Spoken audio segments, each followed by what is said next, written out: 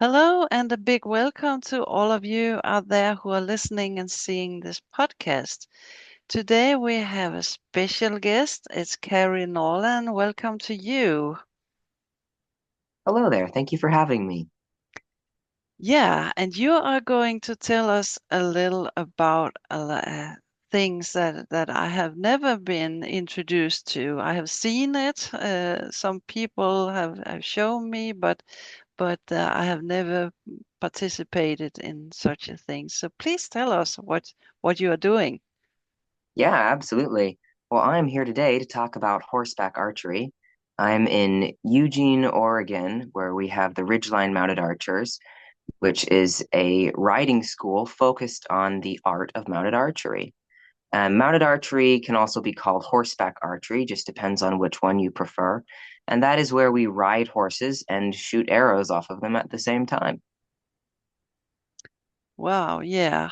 And I imagine it's not that easy. You would be correct. I like to Yeah. tell people that horseback archery is the combination of incredibly excellent riding and excellent archery at the same time. Yeah. I can imagine if you are riding and you have to shoot that you are doing like this and maybe your horse will think, okay, I'm going to the left. Uh, so I can imagine there's a lot of practice there. Mhm. You're absolutely correct. One, actually, the most difficult thing about horseback archery is guiding your horse without the use of your reins. It takes a lot of training. And we go through the Guild of Mounted Archers, which is an education-focused organization.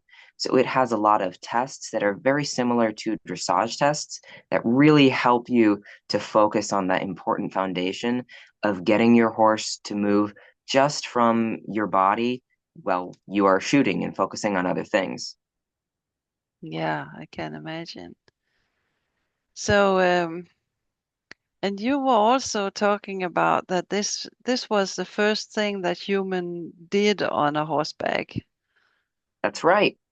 As a matter of fact, have you ever heard of I'm sure you've heard about centaurs, right? Yes, Yeah, the mythical creatures. Well, yes. centaurs are actually a myth that started when horseback archers made their first debut into the world. No one had ever seen people riding horses and shooting arrows at the same time. And as a matter of fact, they hadn't really seen too many people riding horses at all. And the mounted archers, the original mounted archers, spent so much time on their horses. They literally lived on their horses. There are even some accounts of people sleeping and eating meals on top of the horses. So they had a very strong connection, um, and that enabled them to really be able to be in tune with their horse. So when they rode into battle, they had what were called skirmish archers, and the skirmish archer's job was to just run in and do circles and spins and shoot arrows in every direction faster than you can imagine. And the other army would see these people moving at unimaginable speeds, shooting arrows seemingly without telling the horse what to do.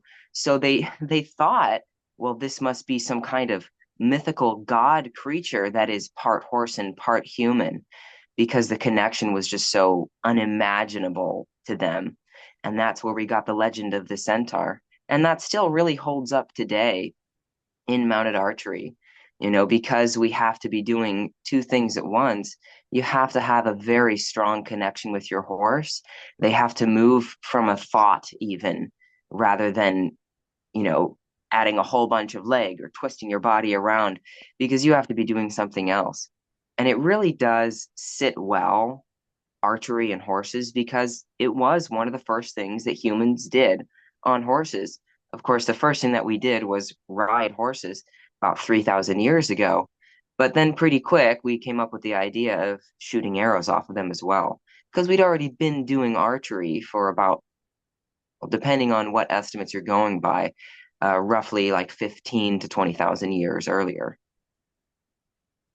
Yeah, and it would be easier to shoot something when you're on a horse, naturally. Hmm? Yeah, and it was very useful for defense of livestock, which is something that a lot of the nomadic horse archers did. They were primarily stock people, so they had their horses, and then they had their livestock that they would use, like sheep and goats and things like that. They would use the fiber and then trade it. Once they started doing horse archery, though, they realized pretty quickly it was a lot easier to just raid people's villages and towns instead of trying to trade. Horse archery is very difficult to defend against, because you move incredibly quickly and you can get 10 arrows off in 20 seconds pretty easily. Wow. Yeah, Hmm. speed shooting is a big thing with mounted archery because horses go very quickly. So if you're not able to get the arrow on and off very quickly, you're kind of past the target by the time that you can get the bow up and the arrow off. Yeah. So it is like what you see in movies, the Indians, they have their arrow here and you just take them up one by one, or how is it?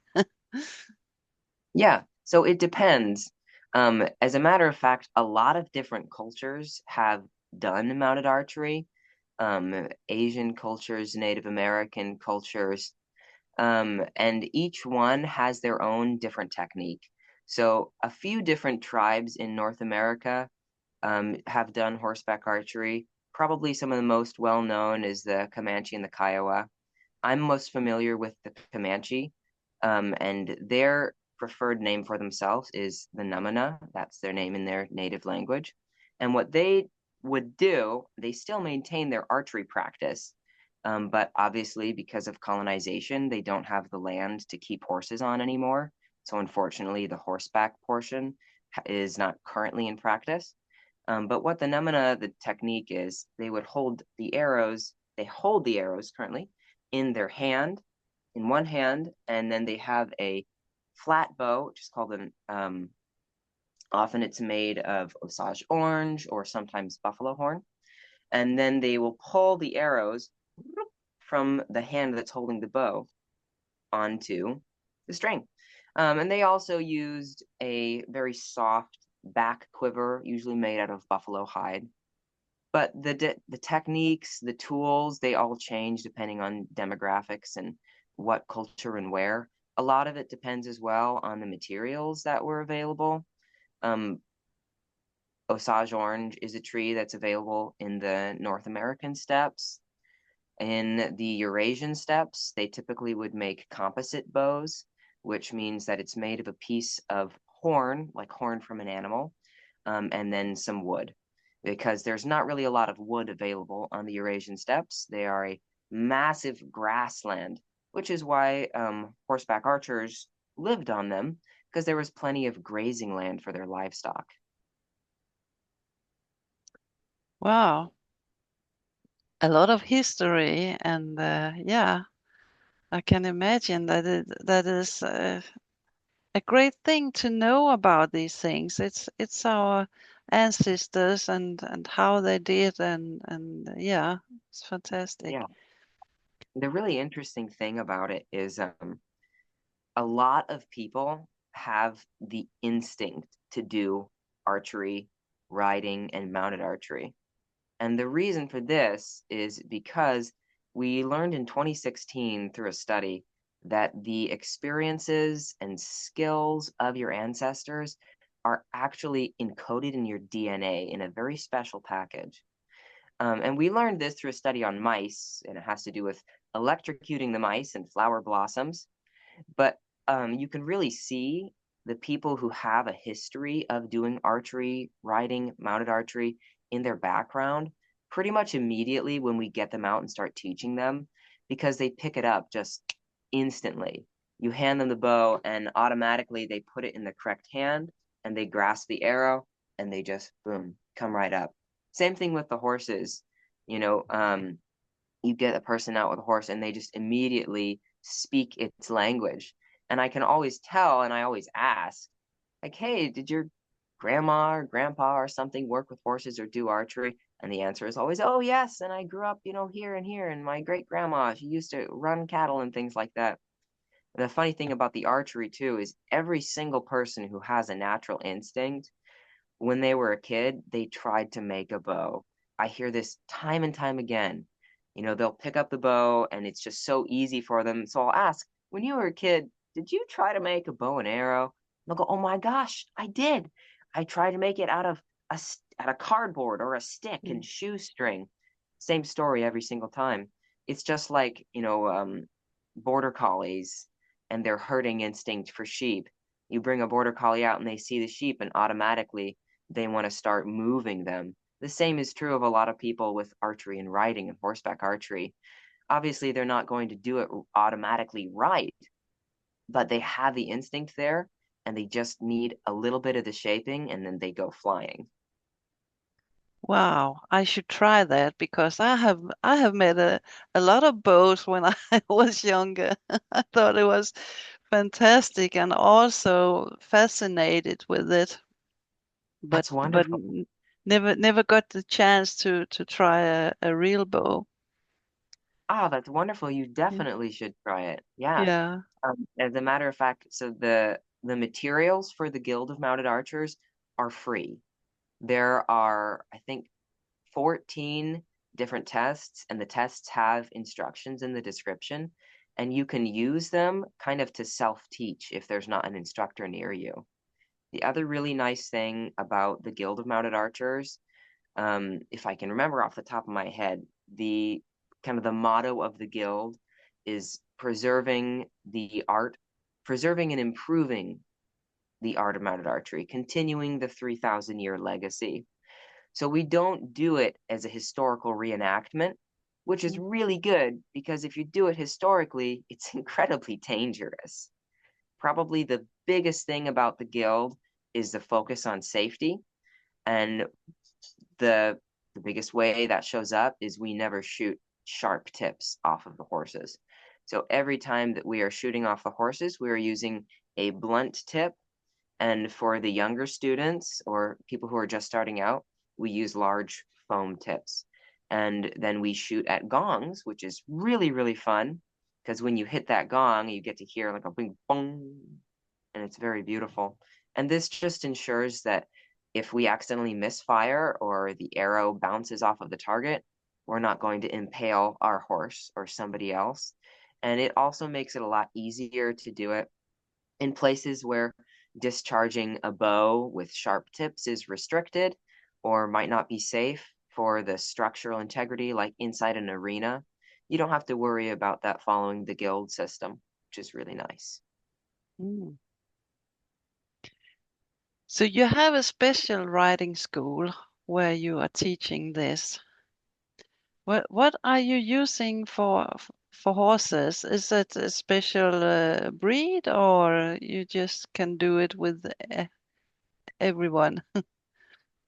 Great thing about mounted archery, you can do it with any horse that wants to do it.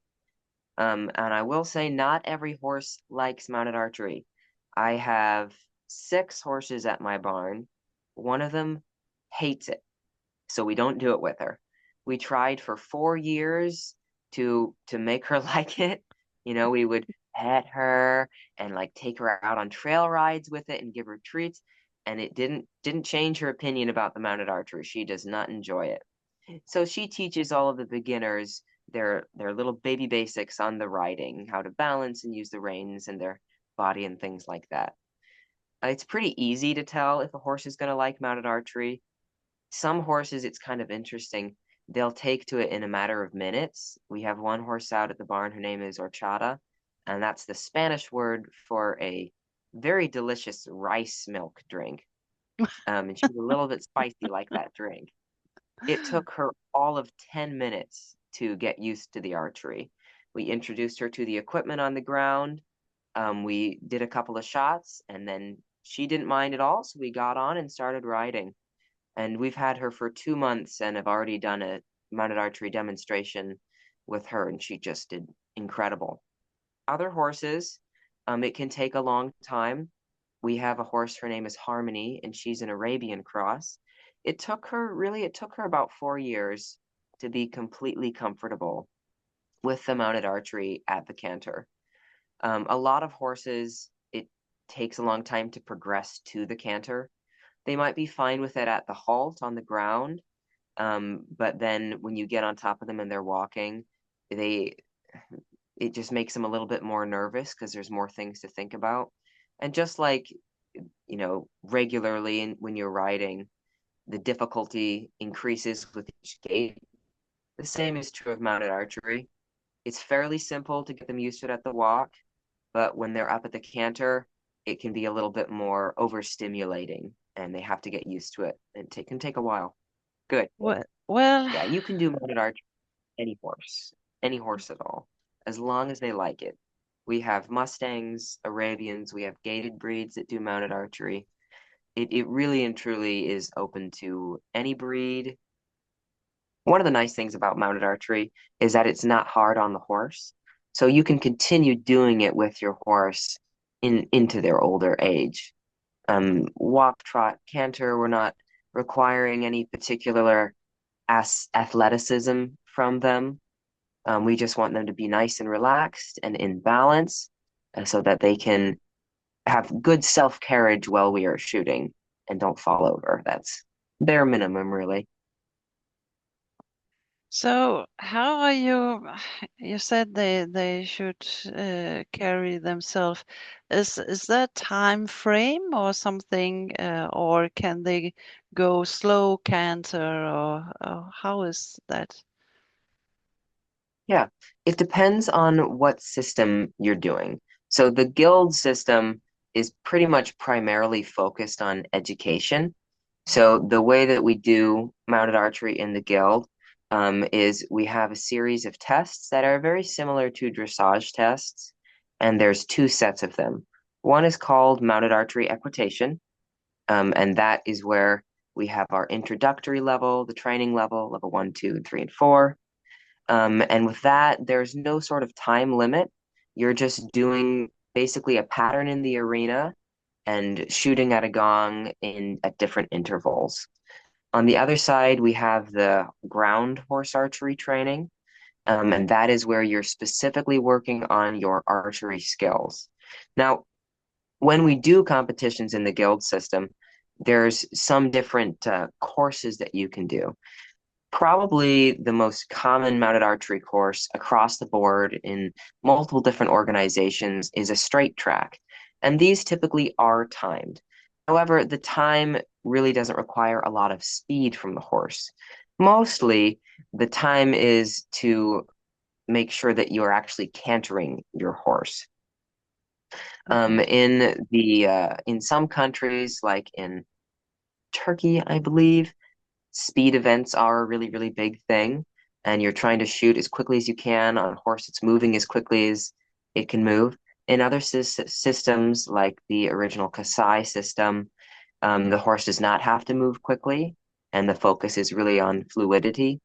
But within the guild, um, it really just depends on what you want to do. It's very open. If you have a horse that's very fast and you want to focus on speed on your horse and shooting very quickly, there's room for that as well.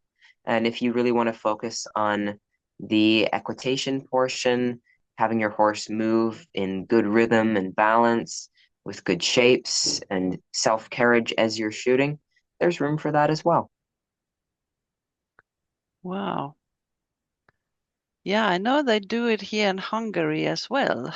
I have seen that they have pictures of it, and I was with a man who made the bows once. It's fantastic. So, Yes, that's one. The in Hungary, that is the World Federation of Equestrian Archery, which is kind of it's led by, I hope I pronounce his name correctly, but it's Lajos Kasai, might be Kashai, and he's kind of the figure that brought mounted archery back into the main scene in the modern world, and a lot of people credit him with bringing it back as a sport as well. The art of mounted archery and the sport of mounted archery are relatively separate, but highly interconnected things. In the guild system, where We are mainly focused on the art of mounted archery, really making sure that we are doing it in a way that is respectful of the history while also maintaining it and continuing the legacy into the future, but really, really focusing on skill and knowledge and safety. Yeah, that's great. That's great. So, can anybody start with that? Any ages? Uh, do you split them up in ages, or do they compete with each other in different ages? Yeah. So competition formats will kind of depend on who's running the competition, what organization it is. With the guild, it's very relaxed because it's mostly focused on spreading the knowledge. When it comes to teaching, me personally, I don't teach anybody who is younger than 7, mostly because I found that they typically don't have the physical or mental maturity to do it safely. A lot of the times we'll get, even with the 7-year-olds, they have a little bit too much trouble focusing and listening to the rules for me to want to hand them a bow and arrow.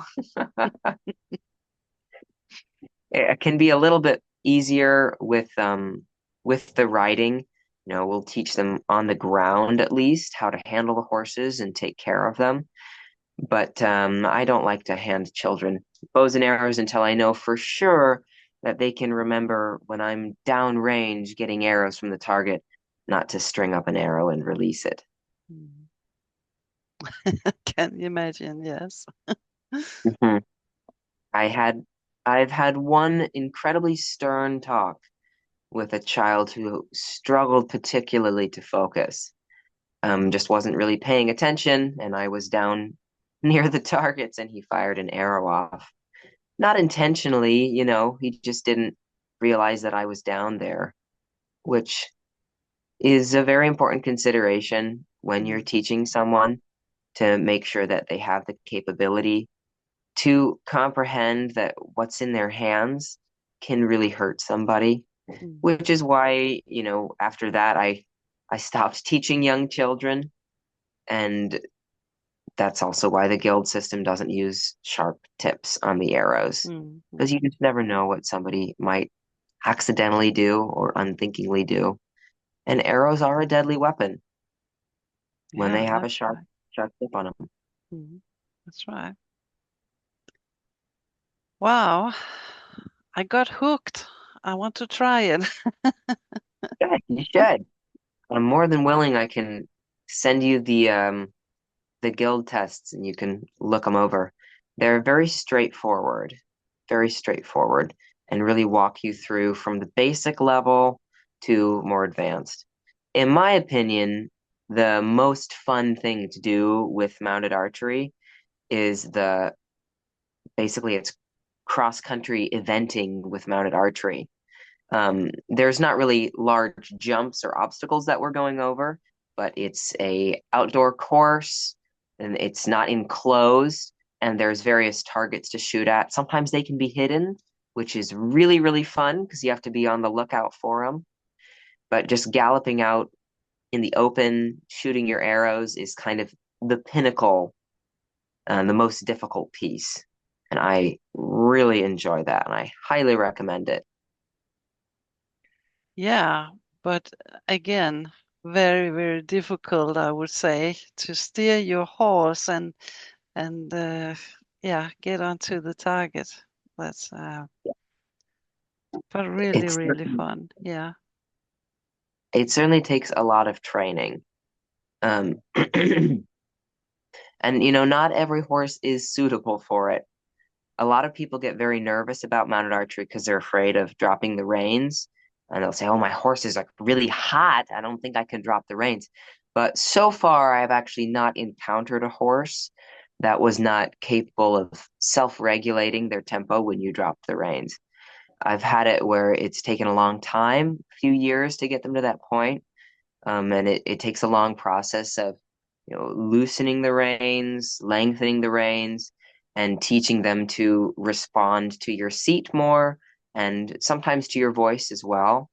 But you can really do it with pretty much any horse that is willing to allow you to shoot arrows off of them. And it is a long process, but it's the whole process is fun. It's fun from start to finish. Whether you're just doing it on the ground and you're shooting arrows, or you're Mm. riding with your horse just with the bow, or at the halt shooting your arrows, it's a blast, and the horses love it too. I think Mm. they particularly love it because it gets the humans to stop fiddling with them, especially with their mouth. I Mm. think if I could talk to horses, a lot of them would say, I wish people would just stop fiddling with my mouth. And that's the joy of horseback archery. Nobody's touching their mouth. You tie the reins into a knot and drop them on their neck, and off you go. It Yeah. can really be very wonderful too for horses who have kind of been, fiddled into a headset that is very uncomfortable for them. It can be very freeing and help reduce their anxiety because they know as soon as you get up there with the bow, all they have to do is just run. They just have to move. There's not any particular requirements of how they move. They're not going to get in trouble because they're not, in that particular frame that you sometimes want them to be in. They can just relax and fly through the forest. Yeah, I can imagine. And now, as you are talking about it, there have been so much with dressage and bits and all these things that people have got their eyes open for what they are really doing with the reins. And as you said, many are very afraid to let them go because you, as a human being, when you are going to fall off, you grab in them and. Yeah, that's great. Do you have a special saddle, or you can have what saddle you want? So pretty much, you can use whatever saddle you are comfortable in. What I have found to be the most comfortable for me and my students is like an eventing saddle. So a jumping saddle that has a little bit more connection with the horse and maybe has some blocks in case you get a little tippy running around out there. When we're doing mounted archery, we always shoot in the 2 point position because we don't just shoot off to the side. There are actually 7 different shooting positions in mounted archery. And the shooting position means just how you're holding your body. So the three basic ones are the side shot position, which, as the name implies, means you're shooting a target off to the side. The next that we usually teach is the back shot position, and that, as the name implies, you're shooting a target behind you. The third is the front shot, and that's where you're shooting a target in front of you. And then we have the kabak position, which is very difficult. It's where you lean forward and twist up, and you shoot a target that is directly above you. And we have jarmaki, which is another very difficult position, where you lift the bow over your head and point it straight down to shoot a target that is directly below you. Wow. And there is the offsides position. Yes, there's many. And that's where you have your bow as you typically would, holding it in your non-dominant hand, but you twist the opposite direction and shoot a target to the other side. Very, very difficult. Takes a lot of flexibility. And then there is the arc shot. And the arc shot is quite a lot of fun. That's where you shoot a arrow not straight up into the air, but in an arc angle so that it has the furthest distance the arrow is capable of traveling. And typically the arrow will go in an arc and then come straight down. And this is a little bit of a lost art, arc shooting. It's what people would use in battle. They would just have a lot of archers and shoot as many arrows up into the air as possible. This is where the fabled rain of arrows came from. The rain of arrows so thick that it would blot out the sun. Archery nowadays in the modern world has become a precision and accuracy sport, but in the ancient world, it was a tool used for war. And the way that you got that tool to be most effective was just to shoot a lot of arrows and you could pretty much guarantee one of them would hit. Yeah. You will have to carry a lot of arrows with you. Yes, Yeah. you would have to carry a ton of arrows. That's why there's so many different types of quivers. And a quiver is just a tool that carries arrows. They would use back quivers, quivers on the hip, both hips, what's called a sword quiver, which is kind of across the chest here. You would kind of draw the arrows. Even quivers on the lower part of the back. Basically, you'd be riding into battle just absolutely covered in arrows like a pin cushion, so that you made sure you wouldn't run out. Of course, you could also grab arrows that other people had dropped and things like that. The great thing about riding a horse into battle is you have a very quick escape, especially the horses that they would use for horseback archery. Typically, these were Arabians and Akhal types, very small, very light, and incredibly fast. Yeah. You got company. Here, this is my dandy. Yeah. Wow. A lot of history and a lot of very exciting things. So you were talking about Hungary was also a country with this sport. Is it all over the world? Pretty much. There's only one continent that archery wasn't really a thing on, and that's Australia. The Hmm. main reason for that is because the wood in Australia isn't really suitable for making bows. They did, however, have other weapons that would launch arrows. Um, Ireland as well didn't really do archery for a very long time. Again, similar issue, not a lot of wood that was suitable. They primarily, if I'm correct, a lot of slings and things like that, Hmm. um, slingshots and things like that. Yeah, yeah. But really, mounted archery has been seen in most countries, most cultures that had horses because it just makes sense. We've done archery for a very long time, and doing it on a very, very quick horse is incredibly useful. Hmm. In North America, it really has not been around for that long. Excuse me. About 300 years at most for mounted archery. And the Comanche or the Numina tribe would also use it for hunting. And they had a very cool way of hunting the bison, where they would gallop up as quickly as possible, as close to a bison as they could get, so that they could have a fatal shot.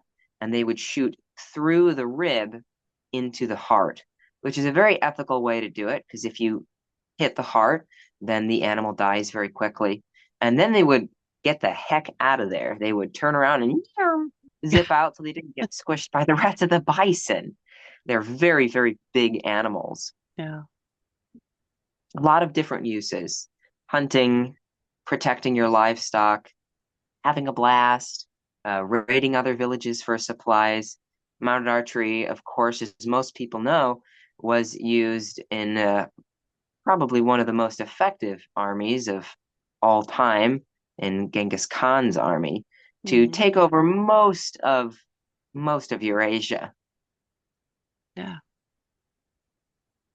And what they would do with that is, I mentioned earlier, there's skirmish horse archers. Well, there's also another kind of horse archer, and these are the heavy horse archers. And these are the horse archers that you would typically see forming ranks, and they're the ones that are shooting volleys of arrows in an arc onto the other army. The skirmish archers had little tiny quick horses, and they were the ones who were a little bit crazy. They don't mind running into the other army and causing chaos and shooting arrows in these front and back and side and offside and kabak and all of these crazy things. And then the heavy horse archers would come in with those volleys. There were also a lot of different strategies historically for horseback archery. Probably the one that is most well known is the Parthian strategy. And we, as a matter of fact, still call it a Parthian shot. This is the back shot. What the Parthians would do is they would gallop in to the battle on their horses, and then they would turn around and appear to be retreating. So the opposing army would think, ha ha, those cowards, we've got them now. But as they were running away, they would turn in the saddle and they would shoot in the back shot behind them. And the other army never saw it coming. Wow. Yeah, you can use it for a lot, and as I said, it's a lot of history. So yeah, that's fantastic. It's quite a lot of fun. The majority of people who want to do mounted archery, we don't, like I said, we don't do it as historical reenactment. I promise you, we are not out there raiding people's villages or, trying to take over the world. I mean, maybe if I get some time, I'll try to take over the world. Maybe next week, we'll see. See if my schedule is clear. The majority of us, we just really want to get that connection with our Mhm. horse. That I think is the pinnacle of horsemanship. And that's what mounted archery really and truly is. It is that connection to your horse that is so innate that it is mythical, where you can get up on top of them and drop the reins and let them be free. I Mhm. like to tell my students a lot, the reins are only connected to the horse's head. What's in the horse's head? Their brain. You are on the horse's back, and underneath you is their heart. And when we ride, we want to appeal to the heart. The heart is what gets us that beauty and harmony that we so crave when we ride. The head will never get us there. You can never fiddle your horse through the reins into harmony. It has to come from the connection of your two bodies, from heart to heart. What a beautiful thing. You just said it. Yeah, that's right. And that's really and truly what mounted archery is all about, is connecting and having harmony and trust more than any other form of riding that I have ever experienced Mhm. or seen. And you can, uh, your body is flexible. You don't have to sit stiff and on the horse. You will have to move in all directions, and you will get a really flexible body together Hmm. with your horse. Yeah. Yeah, it's, that's another thing I like to tell the students. It's riding when it is done correctly. It's good for the horse. It's good for you. And mounted archery, it really forces you to ride in a way that is good for both of you. Mm. Because if you don't do it correctly, you can't do it. If you don't have flexibility and freedom of movement, it's not possible to do the mounted archery. Mm, that's right. Yeah. Well, is there anything more you want to say to people? Just start. Yeah, absolutely. If I could get a message out to everybody, I would tell everybody to start mounted archery, but start it safely. Like I said, the guild materials are free, and in them you will find all of the safety rules, safety recommendations, instructions for how to do the form in a way that you won't injure yourself. So give it a go. Get yourself a bow, get yourself an arrow with a foam tip on it or a blunt tip on it, and start practicing. Introduce it to your horse and see what they think. If they're into it, go free and fly. Fly and shoot and have a wonderful time. If they're not into it, no worries. You can continue to shoot on the ground and maybe find another horse someday that wants to do mounted archery with you. It really and truly is wonderful, no matter what discipline you are doing. If you're a dressage rider, if you're a hunter jumper, if you're here in America, if you're roping off of your horse, try the mounted archery. It is here for you. It can fit into whatever you are doing, and it will improve whatever you're doing. It will help you to get that connection to your horse. It will help you to really increase your confidence and relieve your anxiety about hanging on to their mouth, help you to connect to their heart and not to their brain. Beautiful. Thank you so much for that. I'm really inspired. I'm So glad. thank you. Thank you for coming today. It lightened up my day, and I hope that everybody out there will get a chance to try it because it sounds really, really fun. So Wonderful. Thank you for having me. thank you so much to you, and thank you for all of you who have been listening and seeing this. We had a little problem, but we heard you all the time. So, and that is the important thing, I'm sure.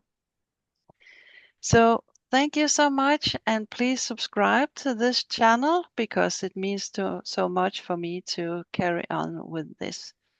Have a nice day, and thanks you so much for today. Thank you.